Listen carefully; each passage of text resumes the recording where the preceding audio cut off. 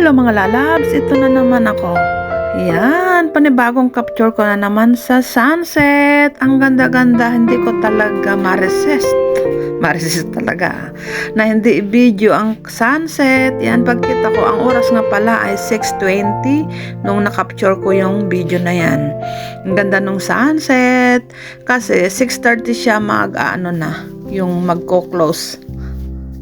Yung totally wala na yung sunset kasi palubog na talaga sa yung 6:30, pero yung kuha ko na yan ay 6:20.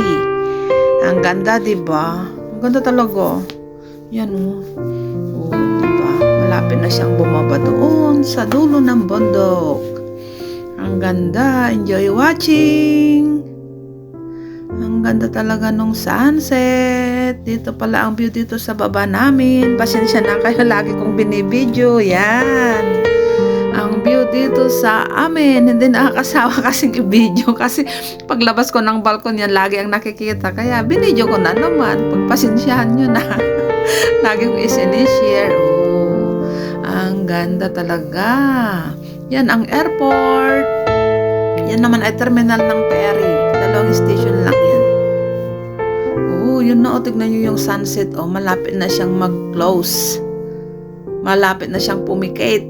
Oh, di ba? Ang ganda. Oh, ang ganda talaga ng sunset yan. Parang i-print lang siya. Parang pintura na i-drawing. Pero totoo pala na nakikita ko na sa silayan ko dito sa may balkon. Tuwing hapon, basta walang ulan, lumalabas ang sunset. Pero ngayon medyo foggy na naman. Diba? Ang ganda. Sunset dito sa may airlines, may paalis na eroplano. Yan na naman yung eroplano kasi airport dyan. Okay na, bye bye na, enjoy watching. Pagpasensyahan nyo na, lagi kong isinishare. Yan, napapalubog na talaga yung araw. Magko-close na siya. Yan na, nagpapalit na siya ng naging 3 na yung guhit niya. Mamaya wala na yan, totally na siya, off na.